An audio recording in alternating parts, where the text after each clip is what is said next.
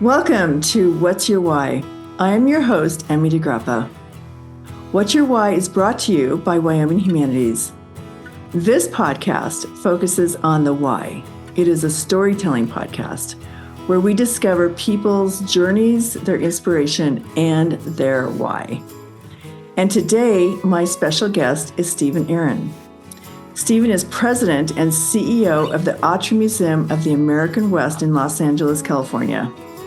He is an author and a speaker on the American West.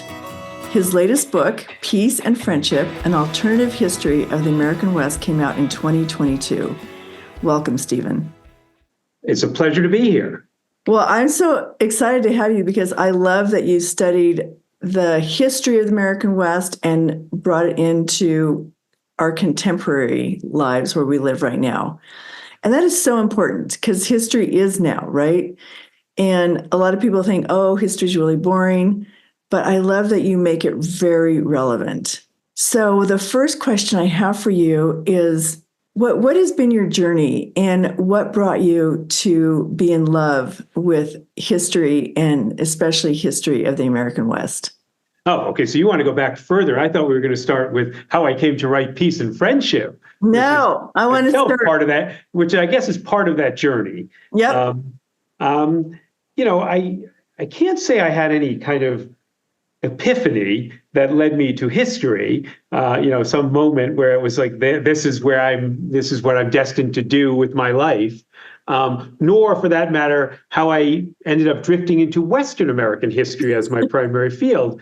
But both of which, I guess, like many people, I certainly found that I had a passion for history.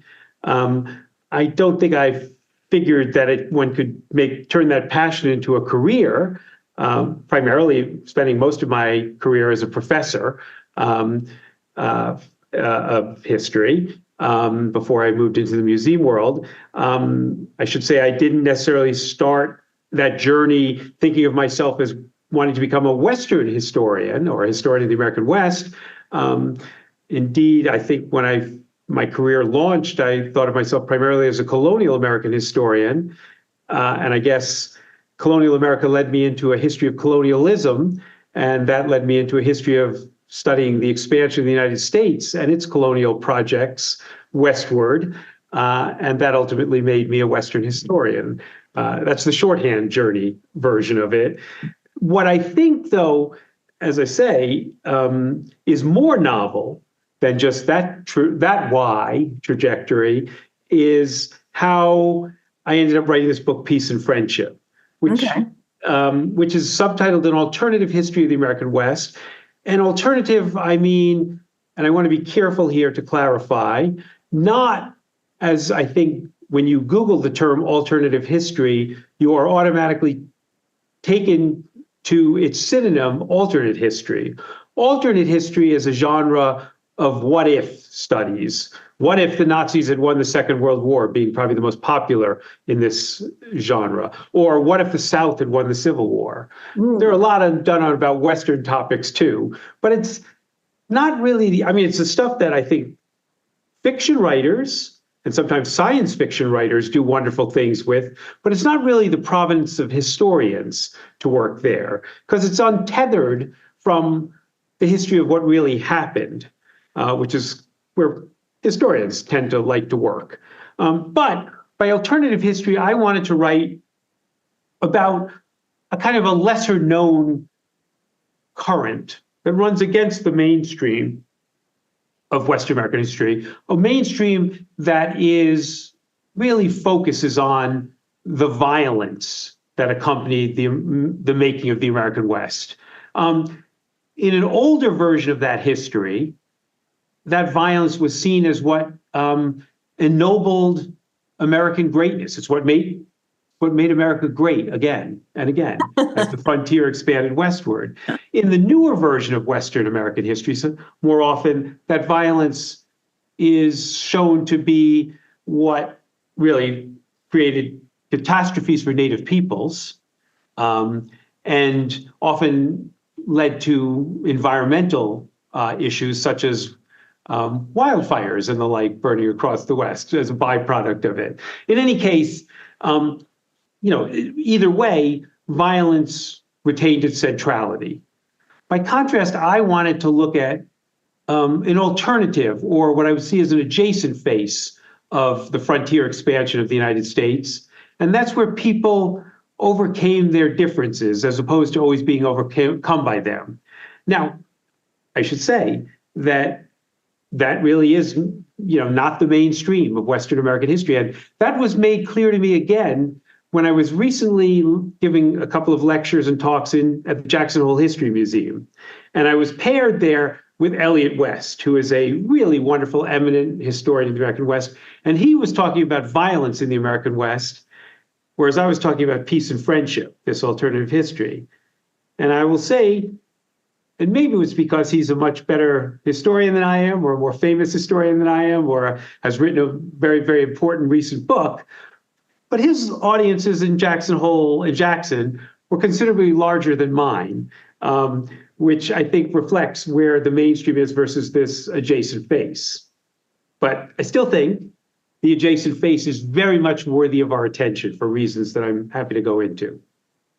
Well, yeah, I think that is what really captivated me on the title of your book. And just in reading a little bit about it, just learning what is the history that's taught in schools, the violent history.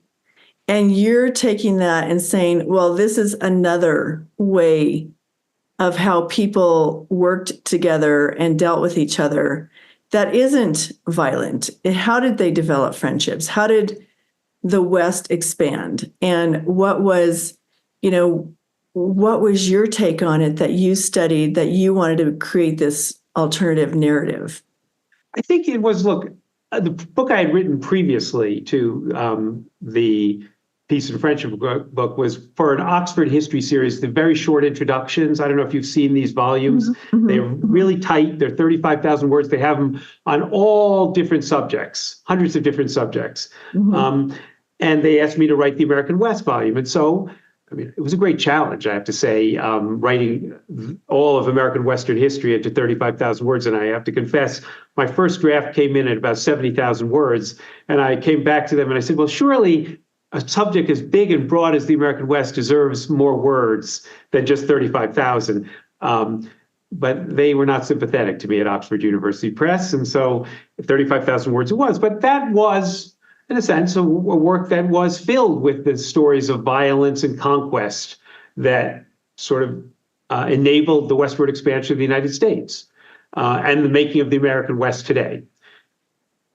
By contrast, though, I do think, and I think it's become particularly important today as we think back on, looking for usable pasts, to also look beyond that stream and look to the countercurrents and look to these moments and places where erstwhile enemies managed to figure out how to get along with one another, at least for a time. And what the book does is it looks at a series of moments and places where unexpectedly peace developed, and sometimes even friendships, between former foes and former combatants, mostly between Native peoples and Anglo-Americans in different settings moving across the West. And the question I really wanted to pursue was, why did these moments occur where they did? Why didn't they endure? Why did they fall apart? How do we remember and misremember these episodes? How in some cases do we turn them into what I call wishtories, which are histories we wish for, as opposed to histories that kind of what really happened? How do we turn them sometimes into happily ever after fairy tales instead of really following what happened? But even accounting for the fact that these moments don't last, to think about what lessons we can take away from these episodes, because it seems to me that's particularly important to all of us today in a world where we seem to believe that our differences are so profound that they are irreconcilable. Well, what did you find? What were the key stories that that led you to write about the friendships and Well, the one I start with, which is really coincides with the American Revolution, and not in the West as we know it today, but in the West as it was at the time of the founding of the United States in the 1770s and 1780s, and that's the west of the Ohio Valley, what the first American West, the first west of the United States. And the figure I focus on is Daniel Boone, who, of course, is obviously among the most famous, most legendary of American pioneers. And Boone himself, sort of is engaged in combat with Indians for a significant part of his life. He sees these moments where there are parts of his life where two of his sons are slain by Indians. So if anyone could carry sort of hatred, animosity, grudge, it might be Boone. And yet Boone gets taken captive by Shawnee Indians in 1778 and spends several months with them. And actually, during those months, actually develops, I think, familial relationships. He's the adopted son of a headman among the Shawnees. He ultimately does escape and return back to the American side of the frontier, but it's not without some regret, especially later in life, that he sort of recognizes the missed opportunity. And indeed, after both he and the Shawnees are essentially exiled from the United States and seek new homes in what is then Spanish Louisiana. Spain controls the territory west of the Mississippi River in what is now Missouri. Boone basically reunites with with his former Shawnee captors / adopters / enemies, and again lives in kind of a warm friendship with them. Mm-hmm. And it seems to me that story is worth unpacking and seeing the larger meanings there, because it really, right at the origins of American expansion, sort of opens up a very different side, and then one that sort of travels through both in terms of individuals and larger groups. I want to emphasize, though, that mine is not what I would call a kumbaya story, where everybody sort of who had formerly been killing one another suddenly is now singing around the campfire together. Oftentimes, as one looks deeper at various episodes, one finds that, yes, sometimes there are individual factors. Someone like Daniel Boone is a remarkable individual and able to, in some sense, transcend his upbringing, overcome some of the cultural baggage that he carries, able to see beyond, the biases and prejudices that infect so many of his compatriots, especially regarding Indian peoples, able to really appreciate and grow enamored with some of the attractions that he sees in Indian cultures in the eastern woodlands of what is now the United States. But so maybe it's a remarkable individual, and he also had a remarkable, as he puts it, at one point he says, in explaining how he overcomes, he says, we're best to forget what happens in war. That rather than holding grudges, one has to learn to sort of forget them in order to sort of be able to move beyond them. I think there's an interesting episode from that, because so much of our own apparatus today about truth and reconciliation around the world is premised on recognizing and kind of building conciliation from sort of first recognizing and then reckoning with historical wrongs. And I don't mean to devalue that work, but in Boone's case, I think in pointing us to the importance of being able to forget, it also points us in useful directions about how do you get beyond lifelong animosities and grudges. But beyond just individual factors, I think there are also geopolitical ones that help to explain why and where these moments occur. Oftentimes it's balances of power or powerlessness. That is, when groups are relatively equal in number and they realize that they can't militarily dominate one another, they have to look for ways to get along. Or, contrary also to conventional wisdom that often says it's the entrance of the state, the nation, or empires that bring law and order to frontiers, what I found is sometimes it was those larger entities that disrupted and disturbed the peace that had once existed, because they bring in weaponry and sort of the ability to fight on a much larger scale. They destabilize local arrangements that allowed people to, again, work out ways of accommodating one another, as opposed to always fighting and killing one another. So most of the situations that I point to are tenuous, are tentative, but they still point us, I think, to useful lessons. Well, I think just in hearing you talk about that, it makes me think about where we are today with the American Indian, and where we're trying to reconcile and have a deeper understanding of where they were. And I would say it was the U.S. government that created genocide against the Native Americans. And how do you reconcile that?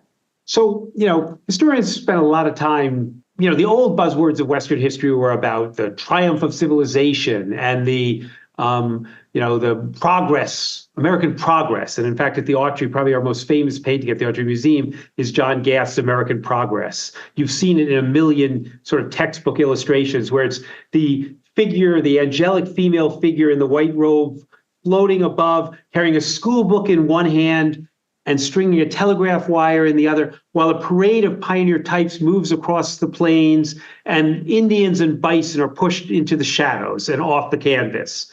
That's the sort of classic progress version, distilled, really a picture being worth several thousand words in this case, a painting. The newer versions of Western history, as I say, tend to invert that story and tend to look at it as giving primacy to that original sin of American history, being the dispossession, the expropriation of American Indian lands, and worse still, the ethnic cleansing or even genocide. Right. Destruction. And it's certainly true that, when you look at one of my other books I co-authored a world history textbook, Worlds Together, Worlds Apart, so I have thought about this in global historical context. But there is no catastrophe in human history in terms of demographic collapse equal to what befalls Indian peoples in the centuries after 1492.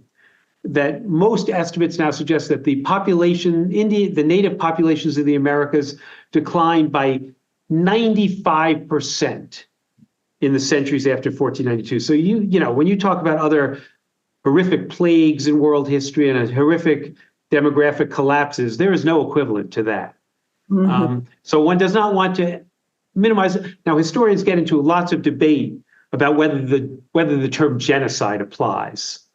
I would argue that probably the best case of where it most applies, the term as the United Nations definition of genocide, which is not a word that's not coined until 1948 by the United Nations, but you can then go back and use the definitions, that the standards that they use, is probably what happens in California after the gold rush, where you get state-sanctioned violence against Indians that leads to the eradication of scores of Indian groups in California and the widespread destruction of Indian peoples and cultures. Other places, sometimes historians argue that insofar as various epidemic diseases were the prime cause or primary cause or significant cause of Indian depopulation, does that really fit under genocide? We can quibble or not about that. There's still, getting back to the question you raised, no question that that there is this catastrophe on which that Americans and the land we occupied, and I actually listened to the podcast you did about homesteading recently, and it sort of ties to that very nicely, to what that interview was bringing forward. That one brought it forward just in particular about homesteading policy and the ways in which that family or any of the people who acquired homesteads were beneficiaries of the dispossession of Indians and the largesse of the federal government about giving them wealth upon which generations of wealth could be built, as opposed to in people of color largely excluded from that. But I think if we go back to this larger point, in some senses, we in modern American society are all the beneficiaries of catastrophe. The beneficiaries of the catastrophe that befell Indian people. And we have to grapple with that as part of our legacy and reckoning, in terms of reckoning with our past and reckoning with our present and thinking about the future. And where that leads us, I think, takes us in many different complicated directions. My book being one effort to grapple by showing that there were at least alternative possibilities that were in play in the past that at least showed us some path that didn't lead to ethnic cleansing and dispossession in quite the same way. Well, I think you made a point earlier that when people were, when it was the West and people were trying to get along with each other and trying to figure out how to live, and they were, in a real roots on the ground kind of way, struggling with each other. But in that way that they were struggling, they had to find a peaceful place to come together. But when you involve governments, then, like you said, that changes because the government has the military and they have a different weapon that they can use, and it's bigger and stronger. So if people were left, this is just my little...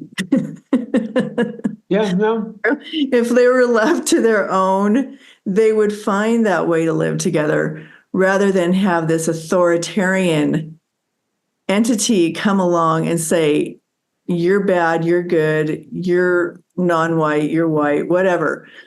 And then they divide people just in doing that.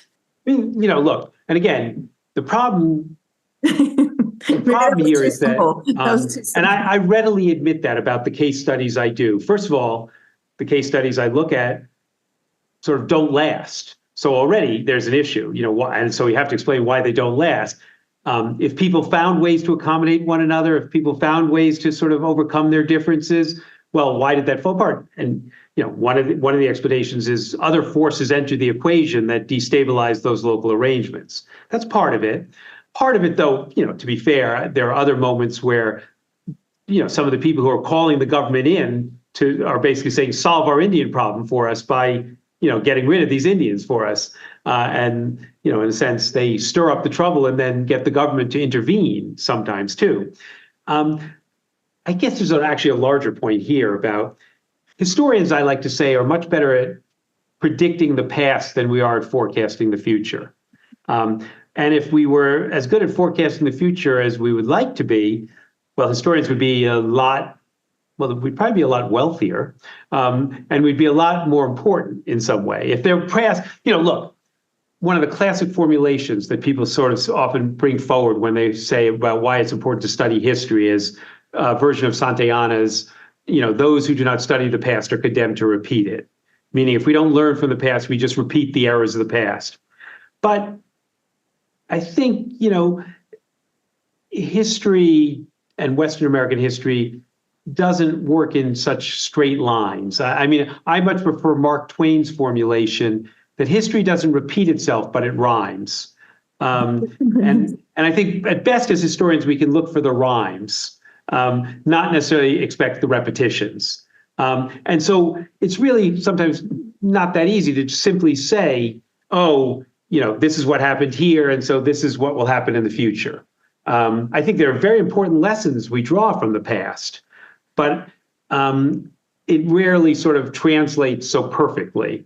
I think, at best, there are patterns that we can think about, and certainly think about both not simply looking at the follies of the past, but sometimes looking at the successes of the past. And even my dead-ended moments of peace and friendship at least offer us something of an alternative from which to build, I would argue, even if they don't readily translate into here's my 5-part plan of how we can learn from history and build a better future.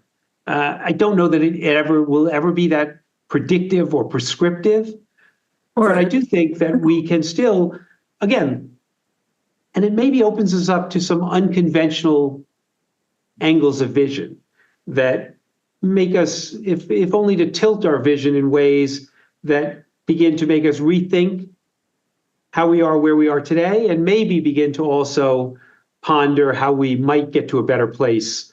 And again, I think there's no question that the book was written at a moment and with in my mind how profound our divisions seem to be, and how we're told how irreconcilable our divisions are. And yet, in some ways, if someone like Daniel Boone, as I suggest, could overcome, so might we. And I've always been, and I come from a big Hispanic family, and I've always studied history, but from the Spanish side of things, and studied the Spanish history and the Spanish Empire and how they went into Mexico and the birth of the Mexican culture, and then into the American Southwest. So it was always very interesting to me to try and unravel that history because, as you know, as a historian, the history books are written from the perspective of the Pilgrims landing, right? They don't tell that story about the Spanish conquest and what happened with the Spaniard. That's not even, you go to Thanksgiving and In fact, I used to, when I was teaching the colonial American course, and I used to, this will explain the difference.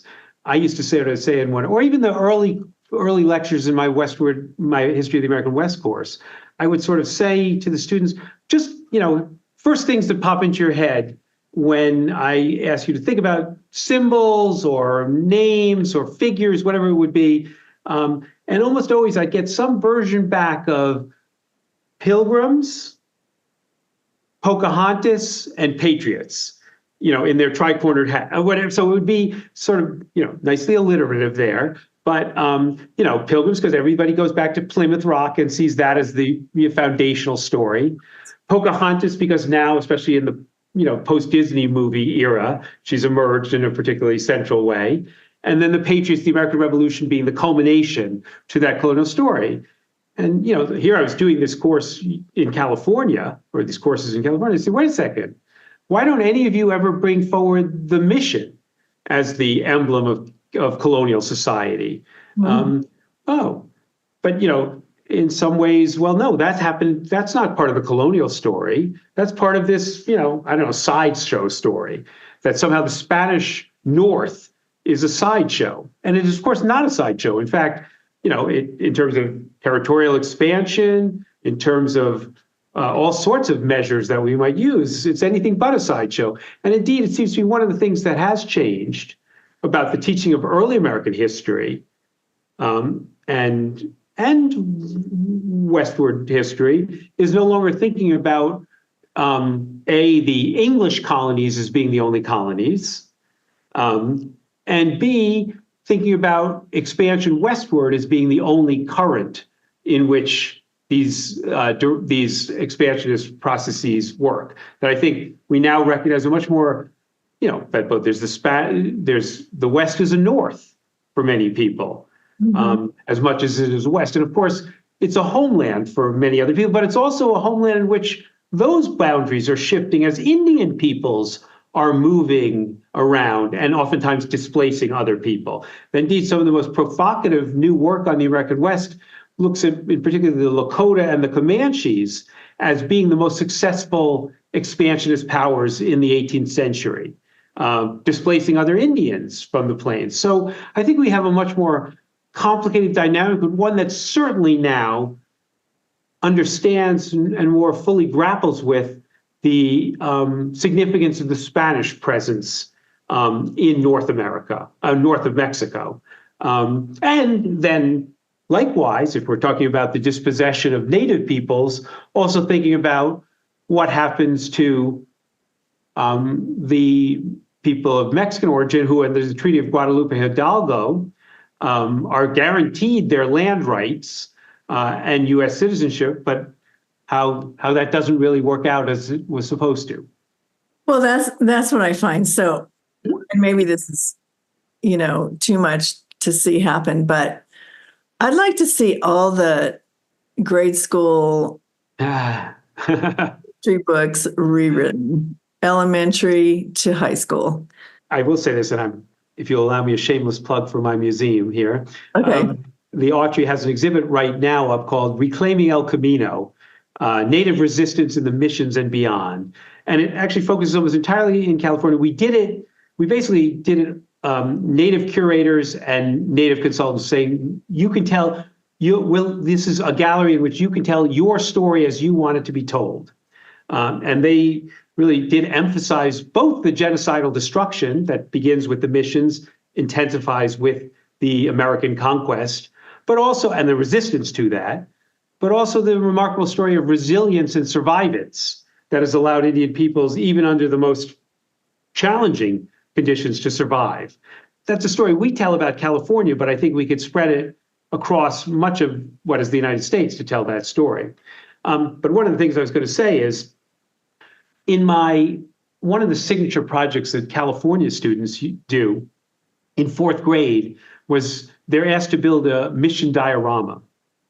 And in the old days, that was basically meant to be an homage to these whitewashed missions that become, they're sort of famous in California because they become early tourist attractions. In the early 20th century, they get rebuilt and they get turned into this fantasy past that people like to proclaim about the early Spanish days in California, usually erasing the Mexican era entirely, and sort of venerating the Spanish colonial while whitewashing out the Mexican period. In any case, one of the things I used to say in my class was, in light of what you've learned in this course, how would you redo your fourth grade diorama? And I got some fascinating answers, including some students who actually redid their diorama to sort of emphasize all sorts of things that they now knew. But the broader lesson that I always really wanted them to come away with also was to not treat what happens in the Spanish North as somehow a world apart from what's happening in the other parts of colonial America, but to see the ways in which these stories have to be understood as entangled with one another and entangled with the histories of Indian peoples across the continent. And that more holistic vision is one that I hope we're moving to, and not just at the college level or at the history museums doing it this way, but I hope in third, fourth, and fifth grade even. Though one of the projects that one of the students did, which was a doing the diorama, basically redid the stained glass over the altar in the genetic code of syphilis to connote the ways in which Indians were not so much civilized as syphilized by the coming of the Spanish. And I said, I'm not sure that's going to fit into fourth grade curriculum very easily, but I take your point, and it's a really important one. Super interesting to me. And of course, like I said, coming from a big Hispanic family, growing up in Colorado, my father was born in New Mexico. It's always been, the history of the Mexican people. And I used to always wonder, the Indian of Mexico is so interwoven into its entire culture. And it wasn't a separation that happened like it did in the American West, where the Indian was put on a reservation. Where if you look at the Indian of Mexico, it is part of the entire, there is no reservation. Its entirety is part of the people. Yeah, one of the things that certainly, in a grander way distinguishes the English expansion from the French or the Spanish. There are economic reasons for this. There are demographic reasons too, that the English colonies tend to be settled by a much more balanced demographically, men and women, whereas the Spanish frontier to the north and into Mexico, for that matter, and the French, primarily fur trading frontiers, are almost disproportionately men. And so the intermingling and intermixing with Indian peoples is obviously, creating métis or mestizo offspring that become the dominant, the mixed complexion is dominant. And therefore, makes it harder to create those clean separations Exactly. that the Anglo-Americans try to impose. That said, when and again, this is part of that larger story. There's been really some wonderful books written on this. The Mountain Men, for example, famous to Wyoming history, the Mountain Men, often this is an example of a fur trapping trading group that does mix and mingle with Indian peoples whose livelihoods depend on gaining, collaborating with Indian peoples, and oftentimes whose well-being also rested on marrying Indian women. And so you have significant mixed offspring population in the mid-19th century American West that does create this counter sort of story where now how those people oftentimes either have to make hard choices and figure out which side of the frontier line they're going to be on. Are they going to try to pass themselves off as white and move into that way, or are they going to stay with their Indian kin, these mixed ethnic offspring? That's often a painful family stories that situate across the American West. And one of the fundamental changes is, whereas being of mixed ancestry was an enormous advantage economically and culturally for a time, how that becomes ground that people can't stand on anymore. That the American government imposes, if you're Indian, you're on a reservation. Mm-hmm. If you're not, and then that also follows with all sorts of blood quantum, determining who is Indian and who is not, in a way that had never been the case among many of the Indian societies. It wasn't a matter of, it was more a matter of culture than blood. The American government, in a sense, is what imposes a standard of bloodedness on Indians that rechanges that formulation and continues to this present day in terms of, especially with casino gaming tribes, where the being part of the group can often be particularly economically enriching. Well, you make so many good points. We could talk forever because I love this. I love this part of history. Some of the things that you grew up hearing, go back where you came from. And it's like, well, I am where I came from. And you probably hear that a lot in California. That was all part of Spanish territory. And that was their home. Well, I think the best line is, we didn't cross the border crossed us. We're already here. Yeah, I know. I mean, and by the way, that is true. Not people. Many Indian peoples make the same point about. Wait a second. Right. Exactly. This border. We had territory and trade relations that crossed freely across this and moved peoples freely across this. Just because you drew a line in the sand, right, doesn't mean. So I think yes.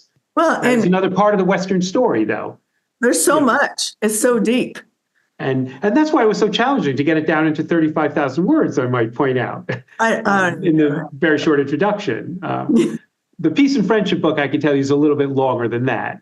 I think it's more like 100,000 words total, including footnotes and so forth. But even there, I don't in any way pretend to be telling the whole story. So in fact, I should say about the Peace and Friendship book, it originally was going to be, it really now has chapters that look at episodes from the American Revolution, basically through the 1870s, 1880s, through the first century of the American nation, basically. Mm-hmm. Originally, I had planned to write a book that would take it to the present and look at various of these same kinds of stories as they play out in different communities in the 20th century and even into the 21st. But when I took the job at the Autry Museum, when I left being a professor to be a museum president, I realized that I no longer would have any time to finish writing the book. So I said, I better publish, let's get it out in this form and at least get the conversation started about this history. And then, maybe somebody else will take up the baton, will pick up the baton and sort of think about other episodes and chapters that are worthy of our attention as places and times which at least make us rethink some of what we think we know about the American West and the relations between peoples there. Oh my gosh. Absolutely. Oh my gosh. It's been so great talking to you. So thank you so much for your time. I'm going to put all the links in the description for all the books you've written. And do you have an independent website, or do people just find you at the Autry Museum? At this point, I have one at UCLA still, but the Autry has a little page on me, which is just as good as either that or the UCLA one, I think, are probably the Okay. I'll point ones. people in that direction. Right. So people can learn about all your writings and the research and the work that you've done. But Stephen, thank you so much. I could talk to you. Well, it's been a real pleasure. I'd be happy to go on. In fact, I have lots of feedback. As I said earlier, I listened to the episode on the homesteading, and it just really provoked me to really think about, in a different context, how much we are the inheritors of a very problematic history in that way. Yes. I like the way you said that. We are the inheritors of a very problematic history. That's a good way to put it. And I have to remember that when I think about, I have a ton of books on borders and border crossings, and just, the marriage of the Spaniard to the Indian to the Mexican culture, which I love so much because that's my history. So it's great to talk to you, and I'm going to really look forward to reading your book. Thank you so much for having me. It's been a real pleasure. I realize we ranged a little bit more widely than the book into all sorts of terrain that I can't claim is in the book, but that's look, in the end, I said it's a problematic history, but it's also an endlessly fascinating history. Absolutely. And even for all its problems, I also think, and this is really important to get on the record, even for all the problems that it brings forward, it also brings forward possibilities and promise. And even if sometimes it leads us into a broken promised land or a land of broken promises, I still think there's so much, the possibilities should bring us back again to studying this Western American past. Absolutely. I agree with you. So thank you so much for having me. Okay. Thank you, Stephen. Take care. You're very welcome. Bye.